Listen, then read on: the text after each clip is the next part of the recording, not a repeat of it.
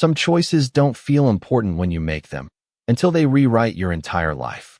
The rain came down hard that night, the kind that blurred headlights and turned every street into a reflection of something colder, something distant, and Emma Carter pulled her thin jacket tighter as she hurried down Fifth Street.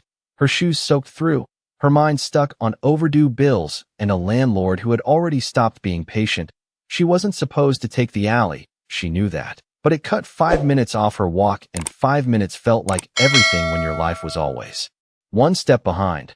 That's when she saw him, slumped against the brick wall like he didn't belong to the world around him. Tall, still, too still, his dark coat soaked, his head tilted just enough to make something feel wrong. Not dangerous, just wrong. Hey, her voice echoed softer than she intended as she stepped closer, her pulse quickening. Are you okay? No response. No movement. But as she reached out, her fingers brushing his wrist, a shock of cold ran through her, not the kind from rain or wind, something deeper, like touching marble left in winter. She should have walked away. Anyone would have. But Emma wasn't anyone. She exhaled slowly and shrugged off her jacket, pressing it against his shoulder, trying to give warmth that didn't seem to register. You're not staying out here, she murmured, more to herself than to him. And that's when his eyes opened, not wide, not sudden, just there, watching her, dark and unreadable, too aware, too calm for someone in his state. Why would you help me? He asked, voice low, controlled, like he already knew the answer but needed to hear it anyway. Emma hesitated, rain dripping from her hair. Because no one else is, she said quietly. And for a second, everything stilled. The rain, the air, even her own breath. Something unseen passed between them, something old, something neither of them understood. Her hand slipped slightly, and a faint smear of red brushed against his skin, and beneath it, just for a heartbeat, something glowed, subtle, gone. Before her mind could catch it, thunder cracked in the distance, and a car passed, light, flooding the alley for a split second, and when it was gone, he was too. No footsteps, no sound, just empty space where he had been. Emma blinked, her heart racing, her jacket still damp in her hands. And for a long moment, she just stood there, staring at nothing, telling herself it didn't matter, that it was just a stranger, just a moment, just another night in a life full of them. But 3 days later, when black cars lined her street, and the air itself felt like it was waiting, she would realize that moment had never been small at all. The cars did not arrive with noise, they arrived with presence. The kind that made conversations fade and doors quietly close without anyone understanding why. Emma Carter noticed it the moment she stepped out of her apartment building, keys in hand, her breath catching as her eyes locked onto the line of black vehicles parked along the curb, each one polished, identical, engines running in a low, steady hum that felt almost alive. She hesitated, her instincts telling her to turn around, to go back upstairs, to pretend she had seen nothing. But she did not move. She could not, because something deeper told her this had already found her, whether she ran or not. A door opened in perfect silence and a man stepped out, tall, composed, wearing a black coat that did not seem to move with the wind. His presence alone shifted the air around him, and Emma felt it instantly. That same cold from the alley, sharper now, heavier, like standing too close to something powerful, something ancient. He walked toward her without hesitation, each step measured, deliberate, and the world seemed to narrow until there was nothing left but the space between them. Emma's heart pounded, her fingers tightening around her keys. You should not be here, she said, though her voice lacked the strength she wanted it to have. The man stopped just a few feet away, his gaze lifting to meet hers, and this time she saw them clearly. Eyes that held a faint crimson glow beneath their calm surface. Not bright, not obvious, but unmistakable. 3 nights ago, he said, his voice smooth, controlled, carrying something that made it impossible to ignore. You chose to stay. Emma's breath caught. Memories of the rain, the alley, the impossible disappearance flashing through her mind. I helped someone, she replied, trying to steady herself. That is all. For a brief moment, something almost like amusement touched his expression, subtle, fleeting. That is never all, he said quietly, and as he stepped closer, Emma felt it again, that invisible pull. Like something deep inside her responding without permission, her pulse quickened, her thoughts scattering. "You do not understand what you did," he continued, his voice lowering, not threatening, but certain, absolute. "But you will." Emma took a small step back, her instincts finally catching up. "I think you have the wrong person," she said, though even as she spoke, she knew it was not true. The man's gaze never wavered, not even for a second. "Emma Carter," he said, her name leaving his lips like it had always belonged there. And that was the moment the world shifted, the moment she realized this was not coincidence, not chance, not something she could walk away from. The man extended his hand, not as a request, but as something inevitable, something already decided. "Come with me," he said softly, "and I will explain why your life has already changed." Emma did not take his hand, not immediately. Her body stayed still, but her mind raced, every instinct pulling her in opposite directions, run or stay, trust or walk away. But the problem was not fear, it was certainty, the quiet, unsettling certainty that this moment had already been decided long before she understood it. "Explain what?" she said, her voice steadier now, forcing herself to meet his gaze, refusing to let that invisible pressure bend her completely. The man studied her for a second longer, as if measuring something deeper than her words, then slowly lowered his hand, not offended, not surprised, simply accepting. "Good," he said softly. "You still question?" Emma frowned, confusion flickering across her face. "I am not going anywhere until you tell me what this is," she added. And for the first time, something shifted in his expression, not anger, not frustration, but recognition. Like he had expected, resistance, and approved of it. He turned slightly, glancing at the line of cars, then back to her. "3 nights ago, your blood touched mine," he said, calm, precise. Emma blinked, the memory flashing again. The rain, her hand slipping, that strange warmth that did not make sense. "That does not mean anything," she replied quickly. But even as she spoke, she remembered the way the air had changed, the way everything had paused for a heartbeat too long. The man stepped closer again, slower this time, giving her space but closing it all the same. "In your world, no," he said. "In mine, it means everything." Emma's pulse quickened, her grip tightening around her keys. "And what world is that?" she asked, though part of her already knew the answer would not sound real. His eyes darkened slightly, that faint crimson glow deepening just enough to make her breath catch. "A world that noticed you the moment you chose to stay," he said. "A world that does not ignore what you did." Emma shook, her head slightly, stepping back again. "I helped someone. That is all I did." Her voice sharpened, trying to hold on to something normal, something grounded. The man stopped, letting the distance remain this time, but his gaze never left hers. "You gave something without expecting anything in return," he said quietly. "That is not small."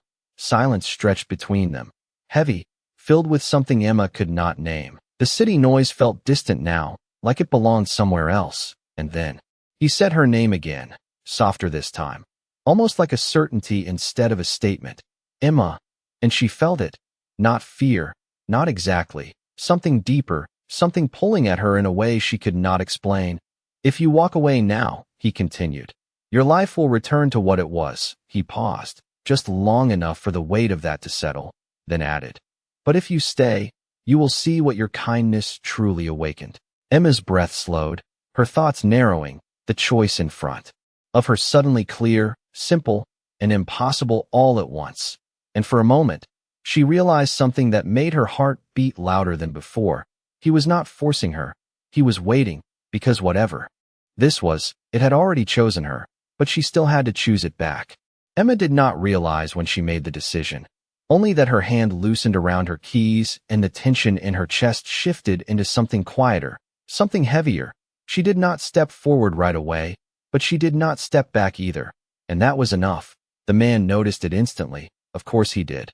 "You are still here," he said softly, not as a question, not even as a confirmation, just a simple truth. Emma exhaled slowly, her voice lower now, more grounded. "I want answers," she said, and for a moment, the faintest hint of approval crossed his expression again, like she had passed something invisible, something he had been watching for. He turned without another word, moving toward the nearest car, and this time, Emma felt it clearly. That pull again, subtle but undeniable, like gravity had shifted just slightly in his direction. She hesitated for half a second, then followed. The door was already open before she reached it, the interior dark, quiet, nothing excessive, but everything precise, controlled. Emma slid inside, her heartbeat steady but aware.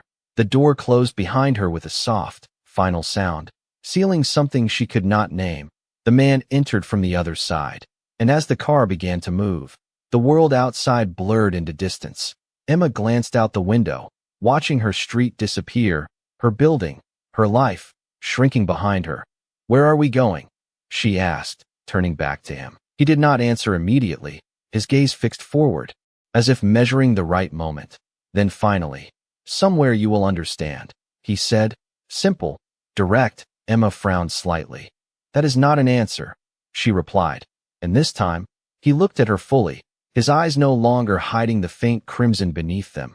"It is the only one that matters," he said quietly, and again, that sense of certainty pressed into the space between them, not forceful, but absolute. The car moved through the city with impossible smoothness. Traffic seemed to part. Without hesitation, lights changing just as they approached, everything aligning in a way Emma had never noticed before, and slowly, something began to settle in her mind. Not clarity, not yet, but awareness. This was not just about him, not just about that night. This was something larger, something structured, something that had rules she did not know. "You said my life changed," she said after a moment, her voice quieter now. "Explain how." The man studied her again, longer this time, as if deciding how much to reveal. Then he leaned back slightly, his tone calm but carrying weight. "There are forces in this world that respond to power," he said, "and others that respond to intention." Emma listened, her eyes narrowing slightly. "You think helping someone is intention," she said. "It is not that complicated." He shook his head once, slow, certain. "No," he replied. "It is far more rare than you think." Silence followed, but it was no longer empty. It was building, layer by layer, like something unfolding just out of reach. And then, as the car turned onto a road Emma did not recognize, lined with gates that opened before they even reached them, she felt it again, stronger this time. That same invisible shift from the alley, like something was waking up, responding, and for the first time, she realized something that made her breath catch. This was not just about being chosen. It was about something inside her that had already answered before she ever understood the question. The gates did not open like anything Emma had ever seen before. There was no guard, no visible control, just a slow, silent movement as the iron barriers parted the moment the car approached, as if whatever controlled them had already decided long before they arrived. Emma leaned slightly toward the window, her reflection faint against the dark glass, her voice quieter now. "You did not tell anyone we were coming," she said. And beside her, the man gave the smallest shake of his head. "I did not need to," he replied, simple, certain, and that answer stayed with her as the car moved forward, the road stretching into something that no longer felt like the city she knew. The buildings changed, taller, older, their architecture carrying a weight that felt deliberate, not modern, not accidental. Everything here had purpose, everything had been placed. The car slowed as it approached a structure that rose above the rest, not the tallest, but the one that commanded attention without trying. Its dark stone reflecting faint light, its windows lit just enough to suggest presence without revealing anything inside. Emma felt her chest tighten slightly, not from fear, but from awareness. This place was not meant for someone like her, and yet she was here. The car came to a stop, and for a moment, neither of them moved. The silence inside the vehicle thicker now, heavier, as if crossing the threshold required more than just stepping out. "This is where you explain everything," Emma said, her tone steady, holding on to the last piece of control she felt she had. The man turned his head toward her, his expression unreadable but focused. "This is where you begin to understand," he corrected quietly, and then the door opened, not by him, not by her, but by someone outside. Emma's eyes shifted, and for the first time, she noticed them clearly, figures standing at a distance, dressed in dark, formal clothing. their posture precise, their attention fixed not on her, but on him, respectful, silent, waiting, and in that moment, something finally clicked into place inside her mind. Not fully, not completely, but enough. This was not just a man who knew more than he should. This was someone others answered to. Someone who did not need to explain himself to anyone except her, and even that felt like a choice, not an obligation. Emma stepped out of the car slowly. The ground beneath her steady but unfamiliar. The air cooler here, carrying something faint she could not name. The man stepped beside her, and immediately, the figures lowered their heads slightly, not exaggerated, not theatrical, just enough to signal something undeniable. Emma's breath caught, her eyes lifting to him again, searching, questioning without words, and this time, he did not avoid it. He met her gaze fully, the faint crimson in his eyes no longer hidden, no longer softened. "You asked what world this is," he said, his voice calm, but carrying something deeper now, something that settled into the space around them. "This is mine." And the way he said it made it clear, this was not a metaphor, not a figure of speech, but a statement of truth. And Emma realized then that the moment in the rain had not just been an accident, it had been an entrance, one she had already stepped through without knowing, and now, standing at the edge of something far larger than herself, she understood one thing with absolute clarity. There was no going back to the life she had before. Emma did not notice the moment her body crossed the threshold, but something inside her did. It reacted instantly, a quiet pull tightening in her chest, sharper than before, more precise, like something had just recognized her in return. The air in the hall shifted the second she stepped forward, subtle but undeniable.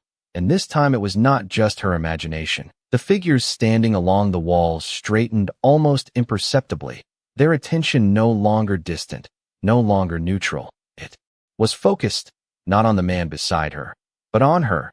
Emma slowed, her breath catching slightly as that realization settled in. "They are not looking at you," she said quietly, her voice edged with something new, something closer to unease. He did not stop walking, but his gaze flicked toward her, acknowledging what she had already begun to understand. "No," he replied, calm as ever. "They are not." Emma's steps faltered for just a second, but she forced herself forward, refusing to show hesitation she did not fully feel yet.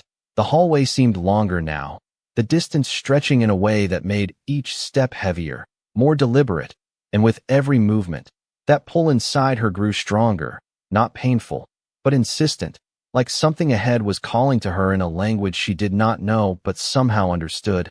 "What is happening?" she asked, her voice lower now, controlled but no longer steady. This time, he stopped, turning toward her fully, and the moment he did, the air around them tightened, not aggressively, but with presence, with weight. "You are being recognized," he said, and those words landed differently than anything else he had told her so far. Emma frowned, confusion and realization colliding at once. "Recognized as what?" she demanded, and for the first time, there was no delay in his answer.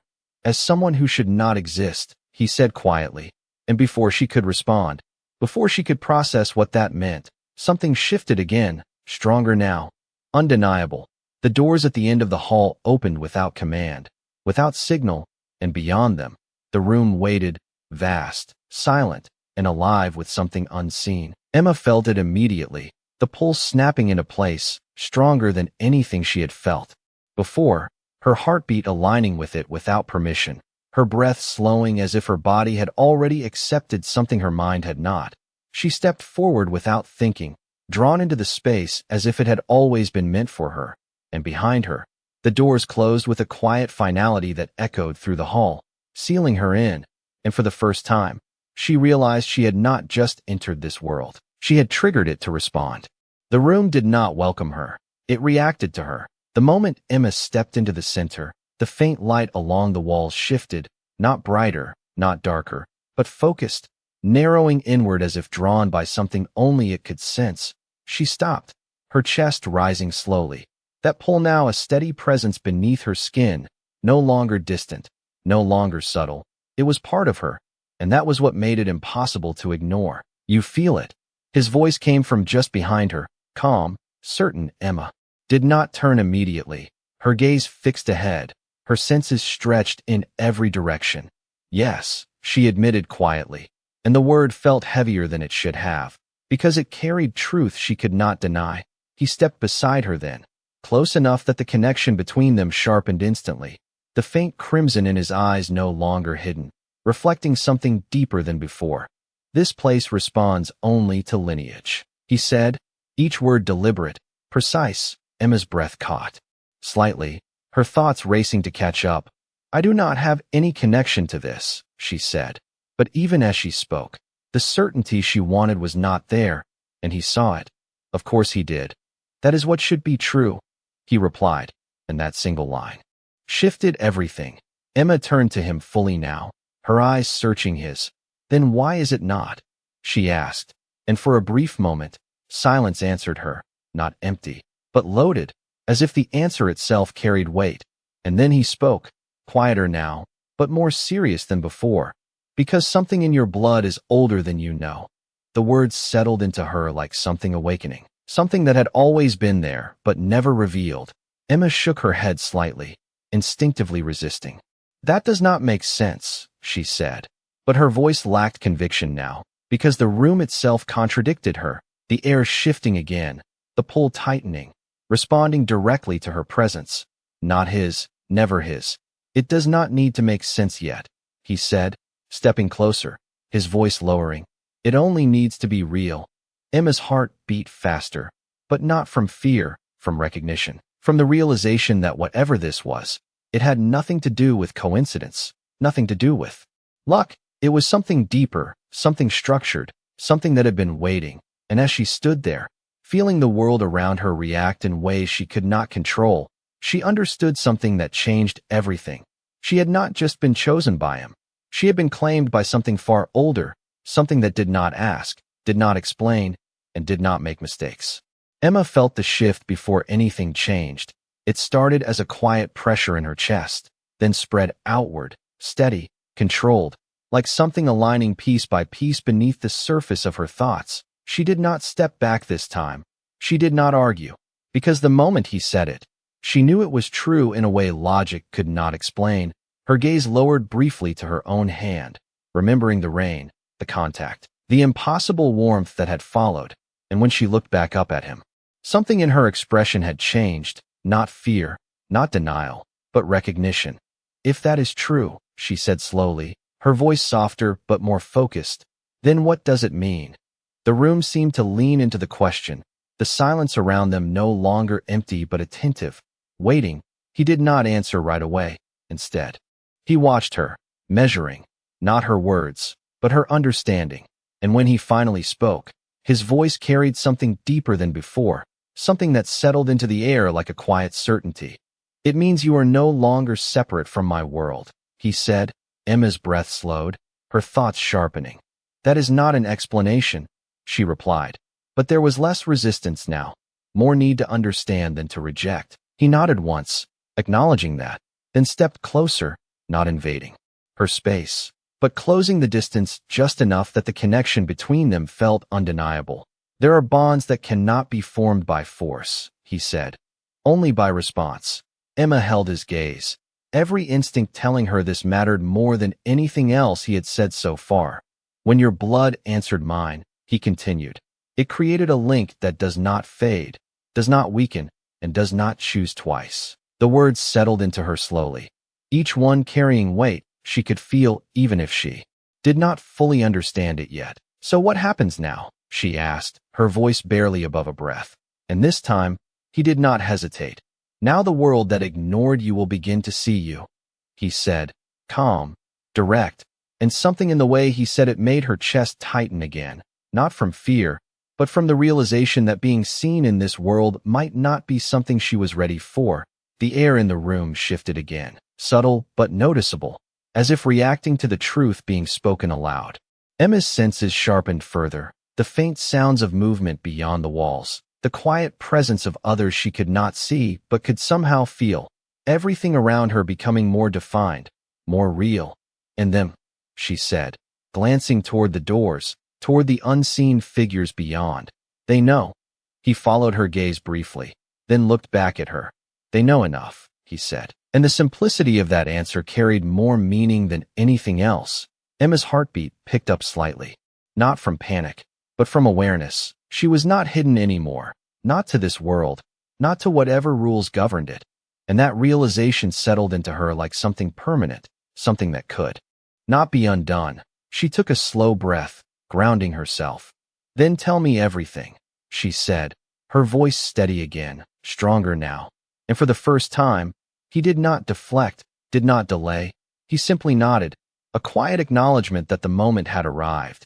And as he turned slightly, as if preparing to reveal something deeper, something older, Emma felt it again, that pull, stronger than before, not just connecting her to him, but drawing her towards something she could not yet see, something waiting just beyond understanding. And for the first time, she realized that whatever this bond was, it was only the beginning, not the answer, and that was the part that made her heart race, because beginnings could still be survived, but she had no idea what came after.